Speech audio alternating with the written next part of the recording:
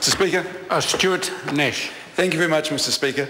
I must admit I found it quite amusing when their last speaker talked about Northland, how Labor were disconnected, and then she realised over 3/4 of the people sitting on this side have actually been up there and spoken to the people of Northland.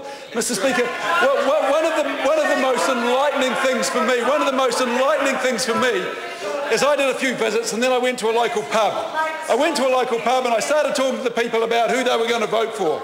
And they said to me, we used to vote National.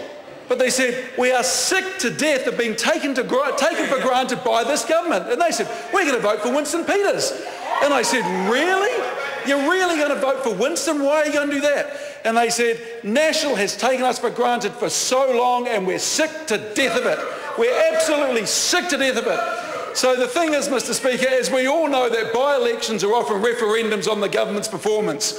Well, I think this will be a very strong referendum on this government's performance, and I think this government's going to get a very big shock.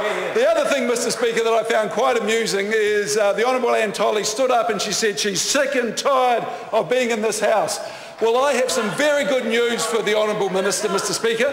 I was up in Whakatane and Ohope recently, and we have 3 fantastic people that want to be the Labor candidate for the East Coast electorate. So, Ms Tolley, don't worry about it. You won't be there in 2017. Once again, that electorate will be returning to Labor. And I can tell you why, Mr. Speaker. The reason for this is wherever I go around provincial New Zealand, people say to me, we've been forgotten. We've been forgotten by this national government. And they say if you own a house in Auckland or you're involved in the rebuild in Christchurch, you're probably doing okay. Even the guy who was the chair of local government New Zealand, the Mayor of Hastings, who used to be a supporter of this national government, even he came out and said, Mr. Speaker, that this government does not have a strategy for the provinces. This government has no plan for the regions. And I think, Mr. Speaker, this is what will be seen in Northland. There will be a very loud, clear message. But, Mr. Speaker, the interesting thing is, you know, I'm back in my second term. I took a little bit of a break, as a lot of fantastic members. I took a sabbatical. I took time out to talk to the people, to reconnect with the people of the Napier electorate. But when I was in here in my first term, it was quite an engaged government, Mr. Speaker. There was the Honourable Simon Power, who I reckon put about 40% of the legislation that was on the order paper came from Simon Power. He was a very engaged, very hard-working minister. There was John Key, who went out and promised the world in a national government that was really driving what they thought was an agenda. As we've since learned, it wasn't a particularly favourable agenda for the rest of New Zealand.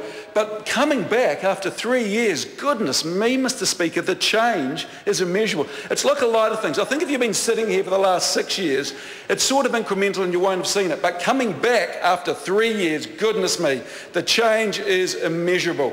A couple of things. Mr. Joyce's performance, that must be a worry to the Prime Minister. The way that Mr. Joyce has tried to arrogantly handle the Sky City debacle, Northland, corporate welfare.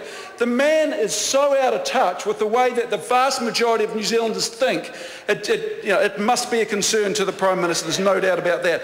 And then I was astounded, Mr. Speaker, and you would appreciate this, I was astounded to hear the Deputy Prime Minister and the Minister of Finance stand up and basically say, you can't trust anything a politician says during election time.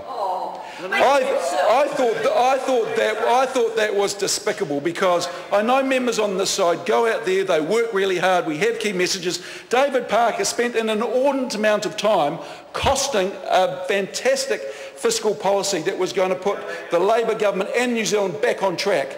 And then Mr. English has the nerve to stand up and say, don't trust a politician during election time. Well, Mr. Speaker, there is one thing I would like to say to the people of New Zealand. Trust the Labor Party.